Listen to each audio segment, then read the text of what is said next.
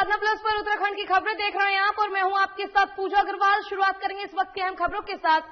मुख्यमंत्री तीरथ सिंह रावत ने video conferencing के जरिए से समीक्षा बैठक की है। आपको बता दें कि मुख्यमंत्री तीरथ सिंह रावत ने वीडियो कॉन्फ्रेंसिंग के जरिए एक समीक्षा बैठक की और इस दौरान तमाम मुद्दों को लेकर चर्चा भी की गई। और ऐसे में मुख्यमंत्री तीरथ सिंह रावत लगातार पंचायती राज विभाग की समीक्षा कर रहे हैं। इसी के साथ मुख्यमंत्री ने अधिकारियों को पंचायती राज विभाग के माध्यम से कराए जाने वाले कामों में तेजी लाने के निर्देश दिए। उन्होंने इसमें जल जीवन मिशन को भी जोड़े जाने के निर्देश दिए। वहीं मुख्यमंत्री ने 15वें वित्त आयोग के अंतर्गत त्रिस्तरीय पंचायतों को आवंटित धनराशि के व्यय की समीक्षा करने और जल्द ही अवशेष धनराशि व्यय करने के निर्देश दिए हैं। उन्होंने कहा कि जहां भी पंचायत भवनों के पुनर्निर्माण की जरूरत है उनके लिए प्रस्ताव भेजे जाए।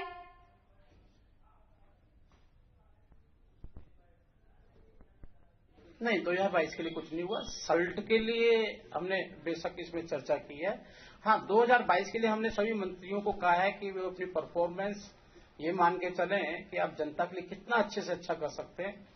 जनता की अपेक्षा चुनावी वर्ष में ज्यादा बढ़ती है। 2 घटनाएं अनफॉर्चुनेटली घटी हैं। एक घटना यह घटी कि मुझे वहां जो अपने दौरे पर जाना था बागेश्वर में, लेकिन जिन माननीय मंत्री जी को मेरे साथ जाना था अचानक ही वो बाई कार चले गए और मुझे चूंकि समय था, समय होने के कारण थोड़ी विलंब ना हो और मैं हेलीकॉप्टर से वहां गया। इसी प्रकार से जो हमारी प्रभारी थी रेखा वर्मा जी, उनको किसी कार्यक्रम में निमित्त जाना था और मंत्री जी का भी कार्यक्रम था, तो यहां से नैनीताल में जाने के बाद उनको भी जाने की आवश्यकता पड़ी, जो वास्तव में नहीं होना चाहिए था। इसके लिए हमने कहा है और पार्टी ने ये डिसाइड किया है कि इन दोनों यात्राओं पर जितना भी खर्चा होगा वो पार्टी से हम उसको देंगे और किसी भी रूप में ऊपर से नीचे तक एक पारदर्शी तरीके से हमारी सरकारें चलें। पारदर्शी तरीके से सरकारें उस रूप में आगे बढ़ रही है। 4 साल तक हमारी सरकार पर किसी तरह का कोई उंगली नहीं उठ पाई। तो इस प्रकार से इन दोनों विषयों को लेकर और कल बातचीत के बाद ये तय किया गया कि इस जो पेमेंट होगा उस पेमेंट को हम करेंगे।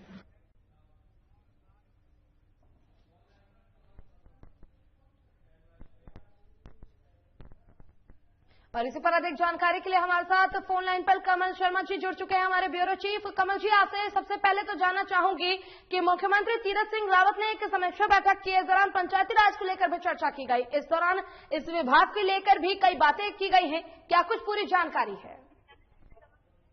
जी बिल्कुल सही बात है प्रगति। लगातार अगर हम बात करें तो मुख्यमंत्री पिछले कई दिन से कोरोना पॉजिटिव है, लेकिन उसके बावजूद भी लगातार अगर हम बात करें 2 से 3 बैठकें लगातार कर रहे हैं कि जिससे कोई जनहित के काम न रुके।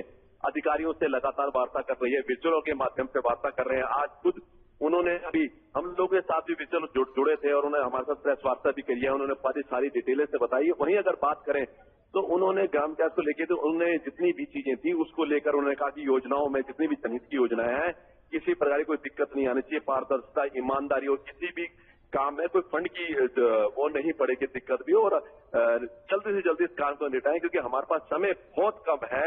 कुछ ही समय में, बहुत कम समय में हमें बहुत ज्यादा काम करने हैं। ये निर्देश उन्होंने अधिकारी को दिए। जी, ऐसे में पंचायती विभाग में जल जीवन मिशन को भी जोड़ने की बात उन्होंने की है। इसको लेकर पूरी जानकारी क्या है कमल जी? जी बिल्कुल सही बात करें पूजा। अगर बात करें तो जल जीवन में लेकर उन्होंने यही कहा है। उन्होंने कहा जो आज अगर हम कहें तो सबसे बड़ा जिस हिसाब से गर्मियां चल रही हैं, जल जीवन मिशन है, किस तरह से इसको आगे बढ़ाया जाए। जो वहां पर पिछले से अगर हम स्रोतों को लेके चले और उन चीजों को लेके चले तो कैसे इनको आगे आप, क्योंकि अगर उन्होंने कहा कि अब गर्मियां बढ़ रही हैं, आगे कई चीजों को लेवल दिक्कत भी आएगी, कहीं चीज व्यवस्थाएं भी होंगी, उनको कैसे आगे बढ़ा सकते हैं, कैसे ले सकते हैं, ये चीज उन्होंने सारी डिटेल्स में यहाँ अधिकारियों से वार्ता करी है। और उन्होंने यही लगातार, अगर मैं बात करूं तो कोरोना पॉजिटिव है पिछले कई दिनों से, लेकिन उसके बावजूद भी लगातार वो 3 से 4 मीटिंगें कर रहे हैं जिससे किसी भी प्रकार की कोई आवश्यक फाइलें न रुके, कोई दिशा निर्देश अधिकारियों को लगातार जारी रहे, कहीं भी कहीं प्रॉब्लम ना आए। इसको लेकर लगातार वो वर्चुअल बैठक के माध्यम से, लगातार वीडियो कॉन्फ्रेंस के माध्यम से लगातार बैठकें कर रहे हैं। जी कमल जी, जिस प्रकार से अब ऐसे में पुनर्निर्माण की जरूरत जो है भवनों की, उसको लेकर भी बात की गई है और उसे जल्द पूरा करने की बात कही गई है, क्या निर्देश दिए गए हैं और क्या अधिकारियों की तरफ से इसको लेकर तैयारी पूरी कर ली गई है? बिल्कुल सही बात है। अगर पूजा हम सबसे बड़ी बात अगर हम बात करें तो बिल्कुल भी अगर उन्होंने यही कहा है, मैं बार बार उन अधिकारियों को यही कह रहे हैं जो जिसके लगातार वो योजनाओं के लिए पैसा भी लगातार रिलीज कर रहे हैं, उन्होंने अधिकारियों को यही बताया कि समय बहुत कम है, कैसे हम इन भवनों को कैसे हम तेजी ला सकते हैं, क्योंकि कुछ ही समय रह गया। अगर हम बात करें तो दिसंबर में हमारे पास यहाँ पर चुनाव होने हैं और सबसे बड़ी बात उनकी प्राथमिकता है कि किस प्रकार से जनहित के काम किए जाए और कैसे इन कामों को आगे बढ़ाया जाए, कैसे व्यवस्थाएं और दुरुस्त की जाएं, इसके लिए लगातार वो अधिकारियों को दिशा निर्देश जारी कर रहे हैं। मदन कौशिक ने जो है वो माफी भी मांगी उन्होंने इससे पहले हुई मुद्दे को लेकर, इसको लेकर पूरी जानकारी क्या है? अगर बात करें तो पूजा सबसे बड़ी बात है जो आज यहाँ पर जो दुष्यंत कुमार है महामंत्री यहाँ पहुंचे और साथ ही मदन कौशिक जो यहाँ पर पहुंचे, सबसे बड़ी बात है उन्होंने यही कहा है। अभी पिछले दिनों आप देख रहे थे जब यह प्रदेश अध्यक्ष जो है ये अभी ये सरकारी हेलीकॉप्टर से वहां पर पहुंचे तो गार्ड ऑफ ऑनर भी इनको वहां पर दिया था, जो कि प्रभारी थी रेखा वर्मा, वो भी सरकारी हेलीकॉप्टर से, जिसको लेकर लगातार मीडिया में बातों चले, विपक्ष ने भी जोरदार हंगामा किया था। तो वही मदन कौशिक आज सामने आए, उन्होंने स्पष्ट रूप से कहा, उन्होंने कहा ये हमारे साथ कबीना मंत्री जाना था उन हेलीकॉप्टर में, साथ में वो नहीं पहुंच पाए, लेकिन सबसे बड़ी बात उन्होंने कहा कि उनका जो भी खर्चा होगा, ये जो हेलीकॉप्टर का जो भी ये गलत बात है, ऐसा नहीं होना चाहिए था, उन्होंने इसके लिए माफी मांगी। उन्होंने कहा जो भी इससे खर्चा होगा वो उसका पार्टी वहन करे। जी, स्लट विधानसभा उपचुनाव में जीत की बात भी कर रहे हैं मदन कौशिक जी, इसको लेकर क्या कहेंगे?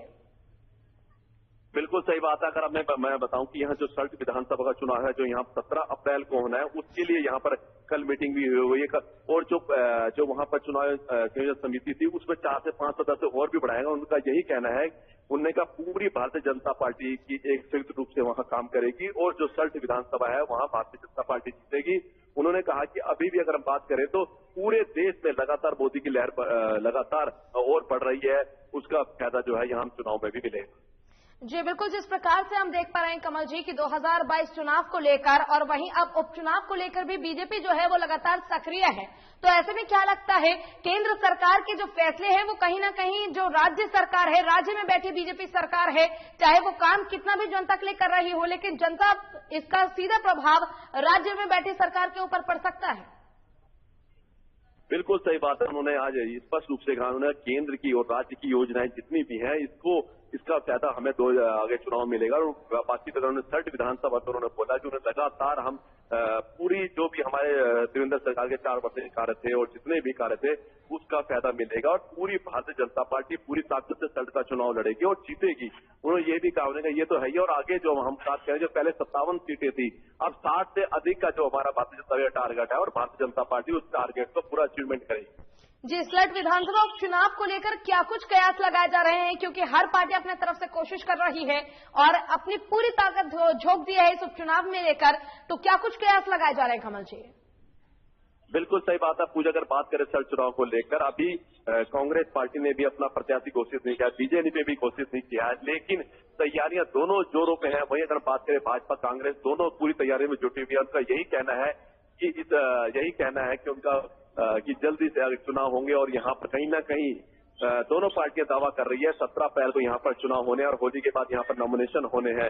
वही दोनों पार्टियां दावा कर रही हैं एक दूसरे चीज का, लेकिन 17 अप्रैल को जब यहाँ पर इसकी मतगणना होगी तब इसकी पूरी चीज पता चल पाएगी कि कहाँ कौन सी किसको विजय मिलती है। और देखा जाए तो एक तरह से तीरथ सिंह रावत के लिए कि सेमीफाइनल चुनाव भी है, क्योंकि इसके बाद वो उनका भी अपना चुनाव होना है, लोकसभा चुनाव भी होना है, तो कहीं ना कहीं ये 2-3 चुनाव जो है ये पूरी तरह से तीरथ सरकार की अग्नि परीक्षा भी होगी। बिल्कुल कमल जी, जिस प्रकार से हम देख पा रहे हैं कि कोरोना पॉजिटिव हो गए हैं मुख्यमंत्री जी, उसके बावजूद लगातार वो एक्टिव मोड में हैं और स्लट विधानसभा में जो उपचुनाव को लेकर भी तैयारी लगातार बीजेपी की तरफ से की जा रही है। अब देखना यही होगा कि उपचुनाव का जो परिणाम है क्या कुछ आता है। आपका बहुत बहुत शुक्रिया तमाम जानकारी के लिए।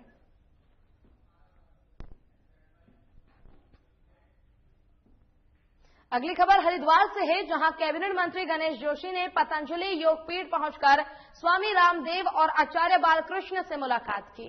उसके बाद गणेश जोशी ने निरंजनी अखाड़े में पहुंचकर साधु संतों का आशीर्वाद भी लिया। वहीं संतों से मुलाकात के दौरान कुंभ मेले को लेकर चर्चा भी की गई। कैबिनेट मंत्री गणेश जोशी ने कहा कि प्रदेश में उद्योग 4 जिलों में ही सिमट कर रह गया है। इसलिए उद्योग को पहाड़ी क्षेत्र तक ले जाने के लिए योजना बनाई जा रही है। वहीं कुंभ मेले पर बात करते हुए गणेश जोशी ने कहा है कि कुंभ मेले में आने वाले सभी श्रद्धालुओं को सावधानी बरतने की जरूरत है।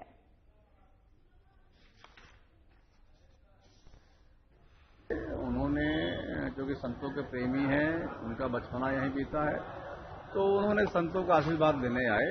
बाकी मैंने कुंभ के मेले की जो समस्या बताई है, उनका महाराज है, ये सब कार्य मूलभूत सुविधाएं हैं, पूरा होना भी चाहिए, होगा, ये हमारी उनकी बात है। उद्योग हमारे मात्र 4 जिलों में सीमित कर रहे हैं। हरिद्वार, उधम सिंह नगर, देहरादून, नैनीताल और टिहरी का थोड़ा सा हिस्सा है। तो हम पहाड़ों में उद्योग को कैसे ले जाएं? और जो उद्योग लगाने में यहां पर दिक्कतें आ रही हैं। हमारे बगल का राज्य उत्तर प्रदेश है। मुझसे कई लोग आकर मिले, कहने साहब वहां पर हम उद्योग को लगाते हैं तो 20-25 दिन के अंदर हमारे साथ सारी एनओसी हमारे हाथ में होती है, हमारा काम शुरू हो जाता है। यहां पर 2-2, 3-3 महीने होते हैं, काम नहीं हो पा रहा है। यहां पर जो डेवलपमेंट चार्जेस हैं बहुत ज्यादा हैं। मैं सब चीजों का अध्ययन कर रहा हूं, उसके बाद मैं अधिकारियों को एक मीटिंग बुलाऊंगा और शीघ्र ही आपको परिणाम भी नजर आएंगे। ऋषिकेश में चिपको आंदोलन की वर्षगांठ पर नगर निगम महापौर ने गौरा देवी चौक पर पौधारोपण कर पर्यावरण संरक्षण का संदेश दिया। इस दौरान कई प्रजातियों के पौधे लगाकर प्रकृति का श्रृंगार किया गया। वहीं महापौर ने कहा कि पर्यावरण संरक्षण के लिए पौधरोपण जरूरी है, इसलिए हम सभी को ज्यादा से ज्यादा पौधरोपण कर धरती को हरा भरा बनाने में अपना सहयोग करना चाहिए। साथ ही महापौर ने बताया कि साल 1977 और 78 में सिद्ध पर्यावरणीय पद्म भूषण सुंदरलाल बहुगुणा ने जंगल को काटने से बचाने के लिए ग्रामीणों के साथ मिलकर चिपको आंदोलन शुरू किया और इसके कटने से बचाया। चिपको आंदोलन की विरासत के रूप में ग्रामीणों को मिले जंगल को ग्रामीणों ने आज भी एक धरोहर के रूप में संरक्षित और पोषित किया हुआ है। महापौर ने आगे कहा कि नगर निगम के कमान संभालने के बाद उनके द्वारा समय समय पर अलग अलग संस्थाओं के साथ मिलकर सैकड़ों पौधे लगाए गए हैं।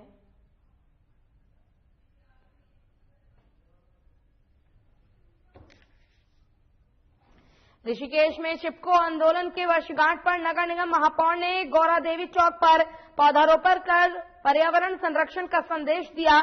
इस दौरान कई प्रजातियों के पौधे लगाकर प्रकृति का श्रृंगार किया गया। वहीं महापौर ने कहा कि पर्यावरण संरक्षण के लिए पौधरोपण जरूरी है, इसलिए हम सभी को ज्यादा से ज्यादा पौधरोपण कर धरती को हरा भरा बनाने में अपना सहयोग करना चाहिए। साथ ही महापौर ने बताया कि साल 1977 और 78 में प्रसिद्ध पर्यावरणीय पद्म भूषण सुंदरलाल बहुगुणा ने जंगल को काटने से बचाया था।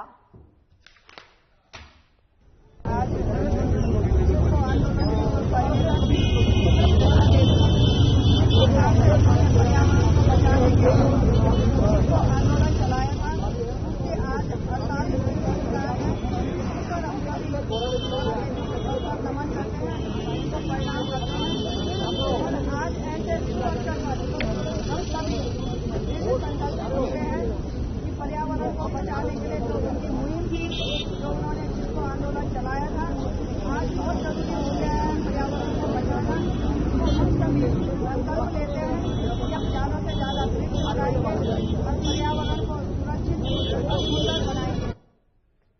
और संयुक्त किसान मोर्चा के बैनर तले किसान अपनी मांगों को लेकर लगातार प्रदर्शन कर रहे हैं। ऐसे में संयुक्त किसान मोर्चा के बैनर तले किसान अपनी मांगों को लेकर पिछले 4 महीने से गाजीपुर बॉर्डर पर आंदोलन कर रहे हैं। तो वहीं संयुक्त किसान मोर्चा के आह्वान पर आज पूरे भारत बंद का ऐलान किया गया है। बता दें कि आज जसपुर में भारतीय किसान यूनियन के बैनर तले क्षेत्र के सैकड़ों किसान इकट्ठा हुए और जसपुर बाजार में एक रैली निकाली गई। साथ ही बाजार की दुकानों को किसानों द्वारा बंद भी कराया गया। वहीं क्षेत्र विधायक आदेश चौहान ने किसानों के साथ नजर आए। साथ ही रैली के दौरान पुलिस प्रशासन भी पूरी तरह से सतर्क नजर आई।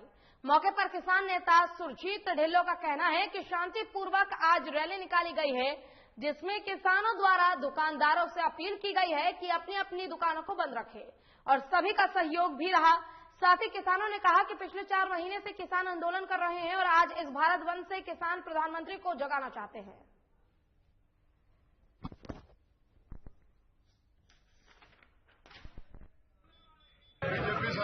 खिलाफ हमारे संयुक्त मोर्चा गाजीपुर और संयुक्त सिंधु बॉर्डर से जो मीटिंग हुई थी उसमें आज बाजार बंद का ऐलान किया गया था। उसी में हमारे सभी किसान भाई और मजदूर भाई और व्यापारी भाई हमारे साथ हैं, उनका सब सहयोग है और मिलकर पूर्ण रूप से आज बाजार बंद है।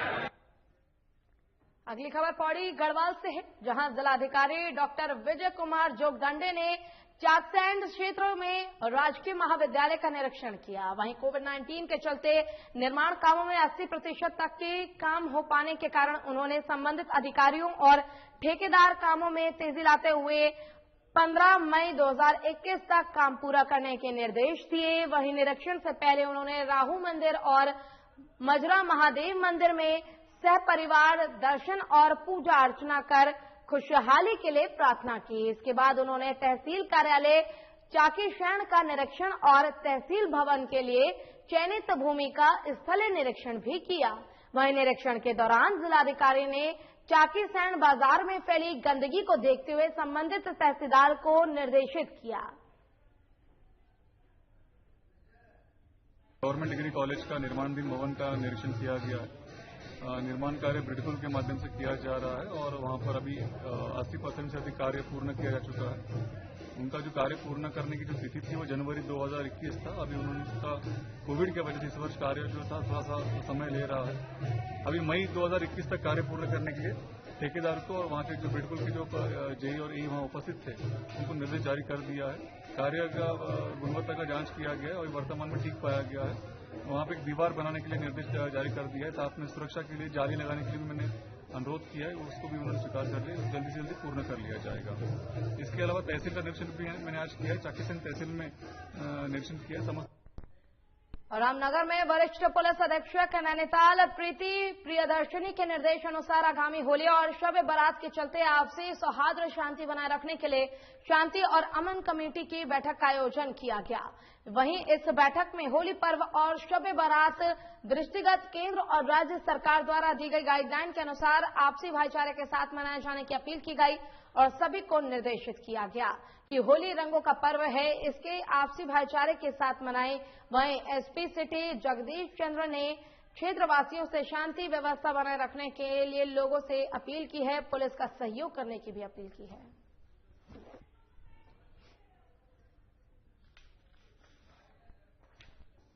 होली और शब बारात को लेकर आज कोतवाली रामनगर में एक मीटिंग का आयोजन किया गया। एक अमन कमेटी की मीटिंग रखी गई जिसमें सभी पार्षदगण, शहर के संक्रांत लोग, प्रशासनिक मसला, पूरा अमला जो है यहाँ पे आया है और इसमें जो मेले से जो इस त्योहार से संबंधित जितने भी मामले थे वो उठाए गए, उनके समाधान की बात कही गई है और साथ में ही पुलिस बंदोबस्त के बारे में बताया गया कि किस ढंग की पुलिस की व्यवस्था इसमें रहेगी।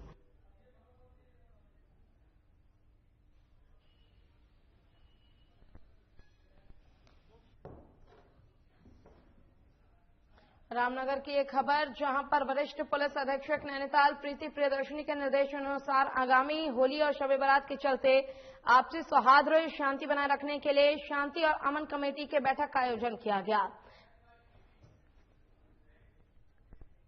अगली खबर भगवानपुर से है, जहां उत्तराखंड सरकार की पोल खोल रहा है सरकारी स्कूल। आपको बता दें कि भगवानपुर विधानसभा के किशनपुर में जूनियर हाई स्कूल के हालात बद से बदतर होते जा रहे हैं। पास में लगी फैक्ट्री का सारा केमिकल स्कूल के अंदर जमा हो रहा है, लेकिन इस पर शिक्षा विभाग के अधिकारी और स्थानीय नेता कोई काम नहीं कर रहे हैं और स्कूल में बच्चे पढ़ाई करने को मजबूर है। बताया जा रहा है कि स्कूल के प्रिंसिपल ने कई बार शिकायत की है, लेकिन अभी तक कोई कार्रवाई नहीं की गई है।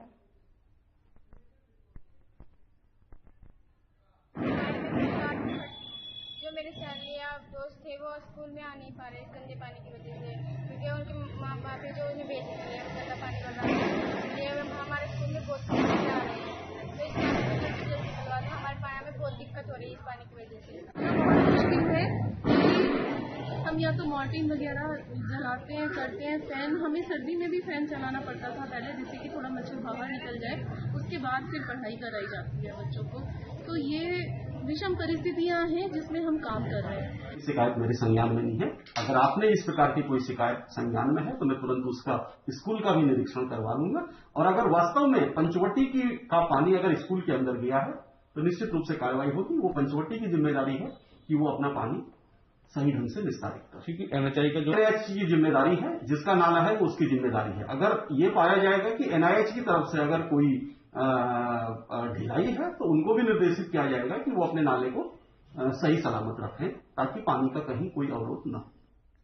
और MP Hindu inter college Ramnagar में एनसीसी की ए प्रमाण पत्र प्रशिक्षण संपादित की गई और परीक्षा 79 बटालियन एनसीसी के कमान अधिकारी लेफ्टिनेंट कर्नल एसबी मलागी के निर्देश में संपन्न हुई। वहीं इस परीक्षा में कुल 184 कैंडिडेट्स ने प्रतिभाग किया। बता दें कि कमान अधिकारी एसबी मलांगी ने स्कूल के सीनियर डिवीजन के कैंडिडेट्स को एनडीए के सेना में अफसर बनने के लिए मार्गदर्शन और प्रेरित भी किया।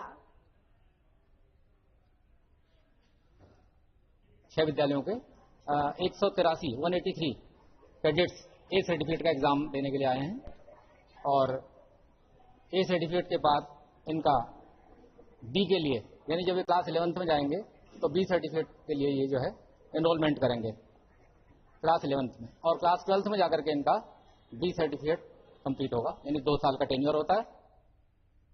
और पुलिस महानिदेशक उत्तराखंड के दिशा निर्देश और टिहरी जिले के वरिष्ठ पुलिस अधीक्षक तृप्ति भट्ट के नेतृत्व में जौनपुर विकासखंड के थाना तथ्यूड क्षेत्र में पुलिस ने नशे के खिलाफ बड़ी कार्रवाई की है। बता दें कि टिहरी पुलिस बीते 1 महीने से अवैध अफीम की खेती के संबंध में सूचना इकट्ठा कर रही थी, जिस कड़ी में नारकोटिक्स कंट्रोल ब्यूरो और थाना तथ्यूड पुलिस ने लगभग 1 हेक्टेयर अफीम की खेती नष्ट कर 41 लोगों के खिलाफ मुकदमा दर्ज किया है। वहीं पुलिस के द्वारा की गई नशे के विरुद्ध इस बड़ी कार्रवाई के लिए सभी लोग जनपद पुलिस की कार्यप्रणाली की सराहना कर रहे हैं। जनपद टिहरी गढ़वाल में अवैध शराब, एनडीपीएस के अंतर्गत अवैध जो नशे के पदार्थ हैं, स्मैक, चरस इत्यादि और समस्त प्रकार के नशे के विरुद्ध एक बड़ा अभियान जारी है। इसी क्रम में थाना थत्यूड़ क्षेत्रांतर्गत जो अवैध अफीम की खेती है उसे वृहद स्तर पर नष्टीकरण की कार्रवाई जनपद पुलिस के द्वारा संपादित की गई। इसमें एक संयुक्त टीम का गठन किया गया था जिसका नेतृत्व तहसीलदार द्वारा किया गया था। साथ ही साथ इसमें नारकोटिक्स कंट्रोल ब्यूरो की टीम और एसटीएफ के भी मेंबर इसमें शामिल थे। पिछले 1 माह से लगातार थाना थत्यूड़ की टीम के द्वारा इसमें दूरस्थ क्षेत्रों में रेकी की जा रही थी और पूरी सूचनाओं के संकलन पश्चात आज लगभग 1 हेक्टेयर की खेती को नष्ट किया गया और 41 लोगों के विरुद्ध इसमें मुकदमा कायम किया गया। अगली खबर जसपुर से है, जहां इस बार फिर कोरोना की मार बाजारों पर पड़ रही है और रंगों का त्योहार होली भी कोरोना की भेंट चढ़ गया है। बता दें कि होली का त्योहार नजदीक आते ही बाजार तो सजे हैं, लेकिन दुकानदार ग्राहकों के इंतजार कर रहे हैं। हम खुद कम मात्रा में सामान ले रहे हैं। कोरोना का असर पड़ेगा होली पे 100% पड़ेगा। इस बार कोरोना के मद्देनजर कम मात्रा में ग्राहक निकल रहा है तो इस पर असर पड़ रहा है मार्केट पे कोरोना की वजह से। इसी वजह से हम भी कम मात्रा में होली का सामान ले रहे हैं बच्चों की जिद पर। कोरोना के मद्देनजर रखते हुए बाजार में इतनी रौनक नहीं है। सब जो जरूरत की चीजें हैं वही लेने निकल रहे हैं और जो जैसे आपने कहा है कि बिग वगैरह ये चीजें बिक रही हैं, मगर पहले के मुकाबले बहुत कम मात्रा में बिक रही हैं।